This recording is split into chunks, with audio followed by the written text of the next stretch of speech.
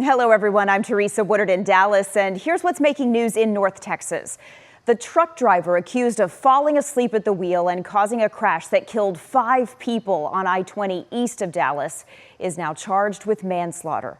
The Department of Public Safety says 27-year-old Alexis Asmani Gonzalez Campagnoni was driving the semi that plowed into a Ford F-150 Saturday. That F-150 was stopped in traffic. There were 5 people inside of it. 4 of them died. 1 has critical injuries. The initial crash caused a chain reaction that involved 2 other semis and multiple cars. The 5th fatality was in a separate vehicle. Here is some of the audio from emergency dispatchers. An accident major westbound 20 at mile marker 510. We've gotten multiple calls about it. Major 4 or 5 vehicles, at least 2 18-wheelers, injuries, roadway blockage. We haven't got a person that was actually involved on the phone. All were passerbys, and all they have is 2 18-wheelers and 4 or 5 vehicles. A white Mustang, and they're not moving, not breathing. DPS troopers have not yet released the identities of the victims. Parts of Interstate 20 were closed for up to 7 hours. The family of a 5-year-old girl says she's asking if she can call her father in heaven. He was killed in a hit-and-run crash while riding his motorcycle on I-20 in Dallas County near Spur 408 in mid-June. So far, police have not yet found the driver who hit him. As Kevin Reese shows us, the victim's family is now asking the public for help. I-20 Saturday night near Spur 408, and Derek Foote on his motorcycle was headed home. I guess any parent, but a father's worst nightmare. Because Derek was clipped by another car, a car that did not stop. But then I believe he was run over by 2 other vehicles, is what the detective told us. Derek's dad, stepmother, and sister asked to talk about their horrible loss because the driver who hit Derek, now nearly a week later, still hasn't come forward. Maybe it was an accident. I don't know, but it's awful not to know who it was, and we need to try and find out who is responsible for this. The Dallas County Sheriff's Office is investigating. They tell us they're searching for a silver sedan. They would like anyone who saw something or might even have dash cam video of the crash to contact them. Surely somebody saw something. It's an awful busy highway. We'd like to, put at least some closure for the family, trying to understand how and why it happened. Answers they would like for one more person too.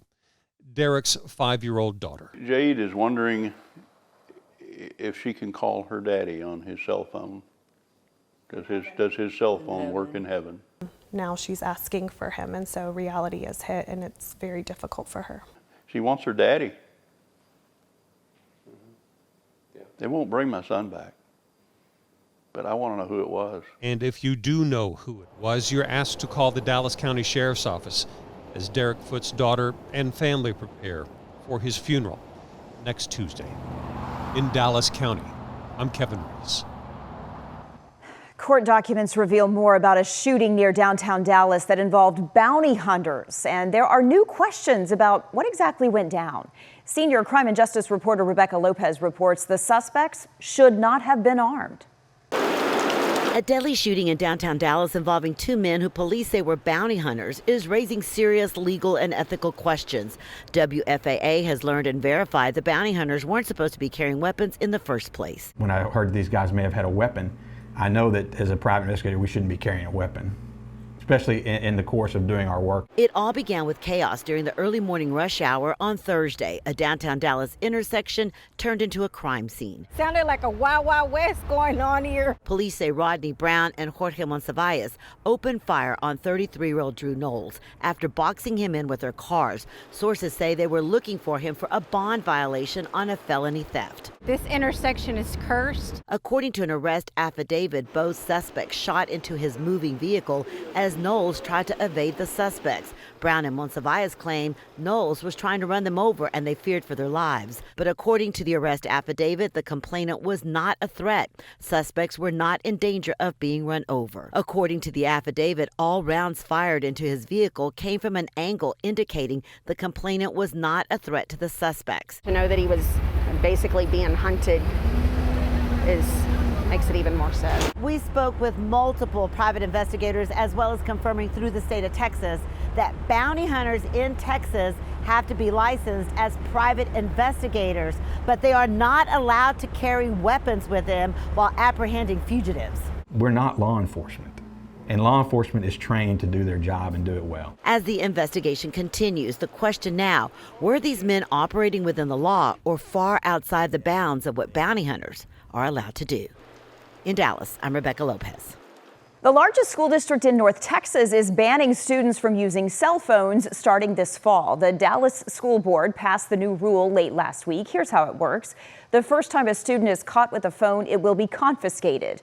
Their parent or guardian will have to pick it up. The student will have to pay a fee for each subsequent violation, which will go up in $5 increments. The district is implementing the change to comply with a new statewide ban. Governor Greg Abbott just signed that bill into law. It does allow for some exceptions if the student gets prior approval. We are at the end of Pride Month. Fort Worth hosted its annual Trinity Pride event celebrating the LGBTQ+ community. Tanya Eiserer shows us how it was about far more than spreading joy. At Trinity Pride, the music was loud. We're on. But so was the message. We have to be seen. So let's march. And seen they were. Hundreds marched.